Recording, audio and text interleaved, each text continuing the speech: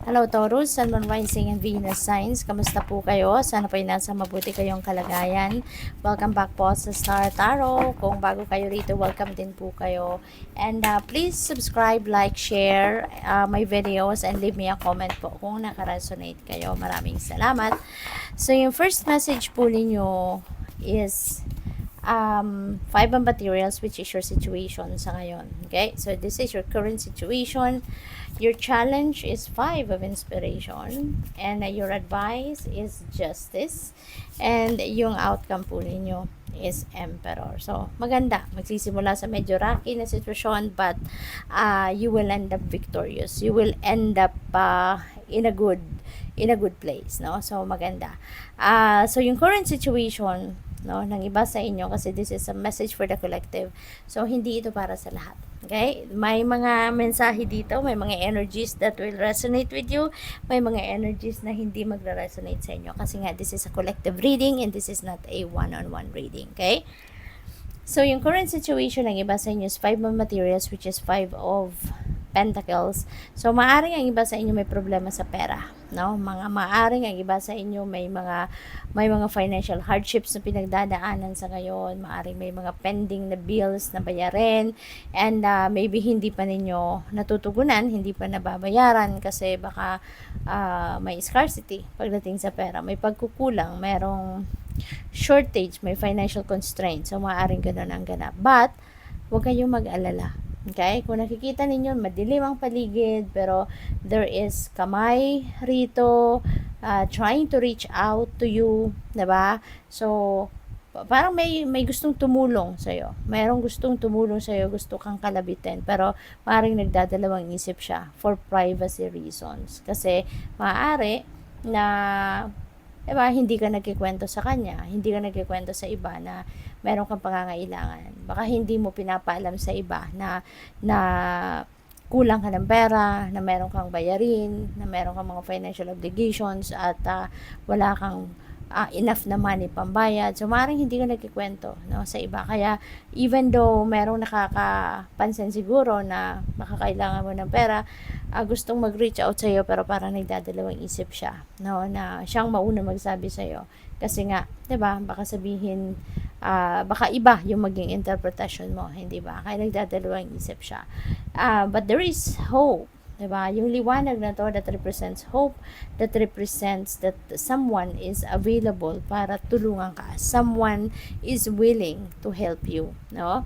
Kaya ang mensahe dito sa inyo, wag kang mahiyang humingi ng tulong sa iba, no? Wag kang magdalawang isip na humingi ng tulong sa iba. Always remember that help is always available to us. You know, wag kang mahihiya na hihingi ng tulong, kasi lahat ng tao, always remember that lahat tayo at some point sa buhay natin nangangailangan tayo ng tulong, or mangangailangan tayo ng tulong, no? Even the most powerful person in the world, at some point sa buhay niya, mangangailangan siya ng tulong ng iba. Kaya kung sa tingin ninyo, no, kailangan nyo na ng tulong, huwag kayong mahiyang lumapit, no, sa kung sino man. Isipin ninyo din kung sino yung mapagkakatiwalaan ninyo ng inyong kwento, sino yung alam ninyong hindi kayo mahihindian, diba? Yun din ang lapitan ninyo. So your challenge sa ngayon is five of inspiration. Siguro nagkakaroon kayo ng urong sulong, no? Siguro gusto rin ninyong humingi ng tulong, pero nagdadalawang isip kayo, kasi baka iniisip ninyo, matutulungan kaya niya ako? Kung hindi niya ako matutulungan, lalapit ako sa kanya, sasabihin ko sa kanya yung problema, para mapapahiya lang ako. So parang may internal conflict, no, in a way, na nararamdaman ng iba sa inyo. Kaya siguro hindi rin kayo basta-bastang lumalapit sa kung kanino man, kasi baka ayaw ninyong mapahiya kung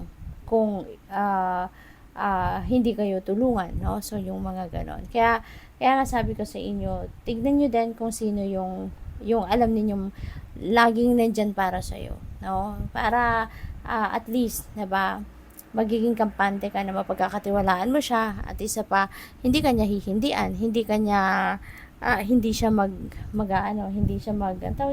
hindi kanya i-refuse yung gano'n, no? At tutulungan kanya. And nakikita mo, mayroon tayong dalawang 5, no? And 5 resonates with change. So doble yung energy ng 5 dito. That becomes number 55. So, magbabago at magbabago ang inyong situation for the better. Okay? Yun ang tatandaan ninyo. Kaya wag lang kayong mawawalan ng pag-asa. Do not dwell on the problem itself, no? Kasi the more na mag-dwell on the problem ka, mas lalong mamumroblema ka. Mas lalo kang mag-a-attract ng mas marami pang problema. Kaya, ngayong alam mo ng problema, kung anong kulang mo, diba? Hanapin mo na yung solusyon. Okay, mag-isip ka na ng pag-move forward, mag-isip ka na kung anong magagawa mo para makalabas ka sa sitwasyon na to. Para positibo na yung mga energy na ma-attract mo. Okay? At huwag ka nang tumambay sa negativity. Okay?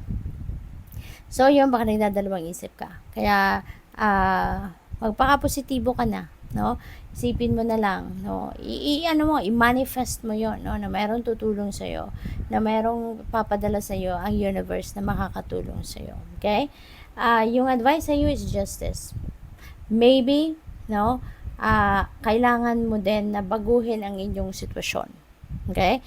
Baguhin ang the way you manage your money, the way you navigate your life. Maaaring kailangan mo na dito ng balanse kasi maaaring kaya kayo nagkakaroon ng imbalances, no? Kasi yung mga scarcity na yan, yung mga problema sa buhay natin, that is a manifestation of imbalance. Yan ang resulta ng imbalance natin na nagagawa sa buhay natin. May mga bagay tayo na hindi natin na bibigyan ng panahon, may mga neglect tayo, may mga napapabayaan tayong part ng buhay natin, kaya nagiging epekto nito problema. 'Di ba? Kasi hindi natin naaasikaso 'yon. Hindi natin nabibigyan ng tamang oras, panahon, diskarte, atensyon, yung ganon. Kaya, nagkakaproblema tayo sa mga areas na ganon. Kaya, ngayon, with the justice energy, it feels like to me na you need to do some kind of adjustment, no? The way you navigate your life, no? From here on, maaaring matuto na kayo, magkaroon na kayo ng lesson dito na kailangan mo na na balansehin ang lahat, no? Magkaroon ka ng time para sa lahat. Magkaroon ka ng time para sa pagbabudget ng inyong pera, pagpaplano ng inyong mga ginagawa, 'di ba? At kung ano-ano pa, no? So depende sa inyong sitwasyon, you need to do some kind of balancing, you need to bring the equilibrium back in your life, no?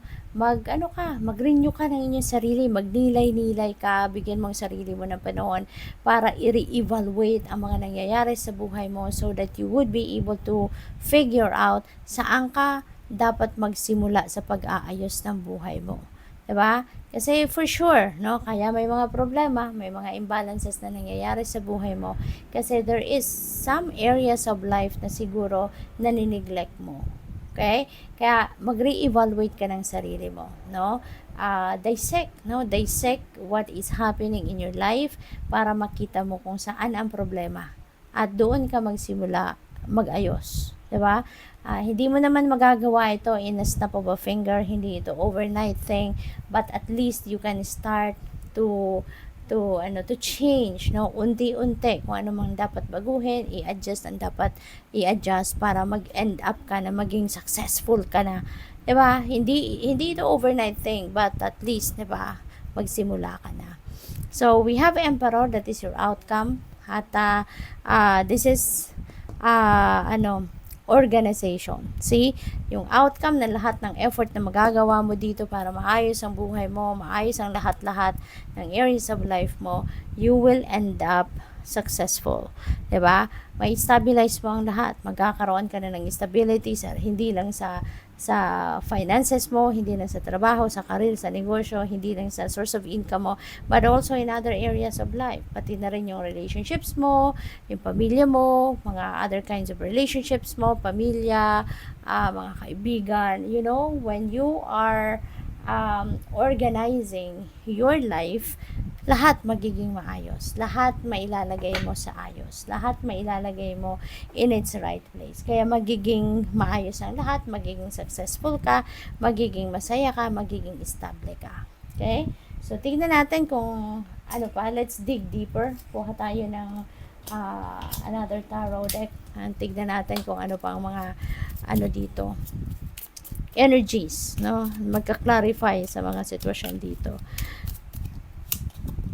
So with the Five of Materials, we have Page of Swords. No, there are going to be information, news na pwedeng dumating sa inyo dito na makakatulong siguro sa inyo rito na makapag-desisyon kayo kung ano na ang gagawin ninyo. Paano na kayo paano ninyo masosolve ang problema ninyo sa pera. No? So, there will be siguro light bulb moment, magkakaroon kayo na realization, there will be inspiration, insights, inspiration na impormasyon ng mga nadadating sa iyo, mapag-iisip-isip mo, or pwedeng manggagaling sa ibang tao, baka merong tip na ibibigay sa iyo, may mga taong mag-guide sa iyo kung anong gagawin mo siguro, saan ka pupunta, saan ka hingin ng tulong, yung mga ganon, no?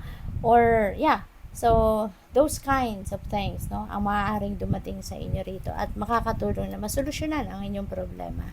So, with the Five of Inspiration, we have Three of Pentacles. Ayan. Meron talagang tutulong sa iyo. There are people that will be supportive of you. Kaya wag na kayong mahiyang humingi ng tulong.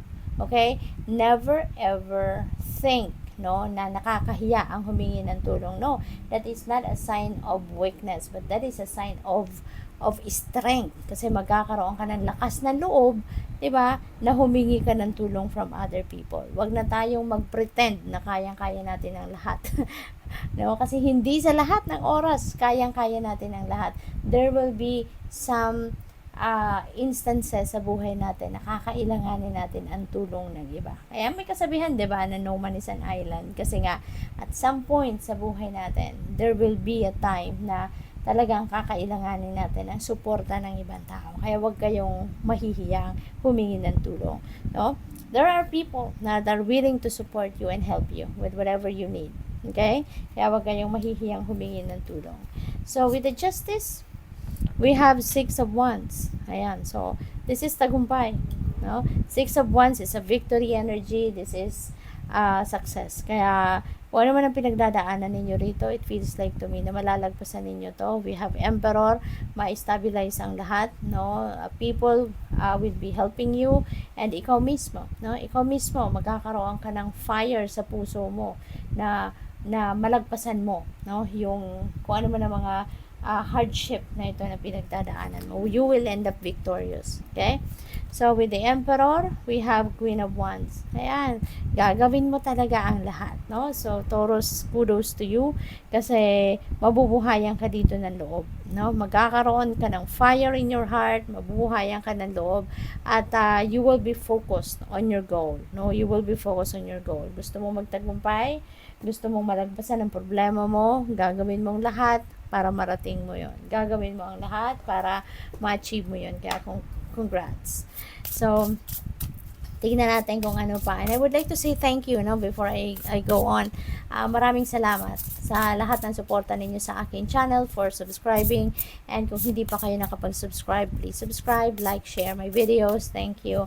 And maraming salamat, no, sa mga nagbibigay ng donasyon through Super Thanks, at doon sa mga hindi nag-i-skip ng ads, maraming salamat din po for your support and for your time. So, yun. So, friendship, no? Maybe talaga, magkakaibigan mo din ang tutulong sa'yo, no? Maaring dito mo makikita, dito mo matitest, no? Kung sino yung laging handang tumulong sa'yo. Sino yung tunay ninyong kaibigan. Dito mo makikita yon sa mga pagkakataong ito na nahihirapan ka, may mga challenge na nararanasan ka. Dito mo makikita kung sino yung tunay mong kaibigan, no? So, it feels like to me na merong sasalo sa'yo na kaibigan mo. At maaaring ito yung talagang you will be appreciating that friend of yours, no? Dahil makikita mo na siya na nga ang tunay, 'di ba? So, we also have transformation. So, things are going to change now for the better. Kasi yung change, no, yung transformation in itself is always beautiful, 'di ba? Change is always beautiful. Para sa akin, masaya ako kapag merong nagbabago. Kasi it's very exciting. Nagkakaroon ka ng pagkakataon na bihisan or magkakaroon ng bagong bihis ang buhay mo or kung anumang area of life, 'di ba? Kaya ganun ka rin. no? There is going to be a beautiful change that is going to happen sa buhay mo. Huwag kang mag-alala, huwag kang mag-negative energy, huwag kang mag-negative thoughts, feelings, and emotions, okay? Kasi, alalahanin ninyo na walang permanente sa mundo. Nothing is permanent. Everything changes in a second. No, everything evolves. Kaya, kahit yung sitwasyon mo, magbabago at magbabago yan. You just have to be, persistent. Kailangan mo lang na magtiyaga, magsikap, at saka kumapit ka lang, no, sa inyong faith, magkapit ka lang sa inyong hope, kasi God never sleeps. Okay? God knows kung anong kailangan mo. God knows kung kailan mo kailangan. So, ito merong pagbabagong magaganap sa buhay mo, no? Kaya, rest assured that everything is going to end up in a very beautiful place. Okay? Number 8 resonates with infinity. That resonates with material success and financial success. So, most likely, mag-i-improve talaga ang pangkaperahang aspeto ninyo. Now, there are going to be financial breakthrough na maaring dumating. Okay? So, and just hang in there. So, final message ninyo. Tingnan natin kung ano yung final message. We have abundance. Look at that. Nakakatuwa naman to. I'm so happy for you, Taurus, no? So, i-claim nyo na to, no?